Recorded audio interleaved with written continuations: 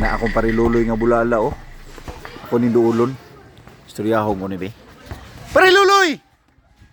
Uy, pre, may hapon na, pre. May hapon po, pre. Oh, matay, pre. Bigatin man siguro ang imong mga baka, pre. Kay, ngano, ikaw ro may kontraktor nga gawas nun karon wa. Magyapon ka na padlak, yapon. Ay, sus. Ginaan ka sa akong kuan, pre. Ginaan ka sa akong backup. Kinsa may kapit ni mo, pre? Ay, sus, ginoo ko. Si School Bukol ba? School Bukol. School bukol, kinsa ba na? Tito Soto ba? Tito Soto. Ay, pasti lang. Grabe na may kabigate na imuhang baka, pre. Unya, pre. Giunsa man imo, pre, nga kananang unsa may imong gibahog sa iyo? Unsa may imong gidalit sa iya nga hantod karon gawas nun pamangka? Oh, ginagmay ra ko, pre. Gitagaan na ako ginagmay. Gitagaan na ako private plane. Ah, wow ba? Oo. Private plane? Oo. Unya, dabi unsa may lingaw na kaysa siyang private plane? Sige, sige, yan lugar niya ang private plane niya, pre. Ay, naga.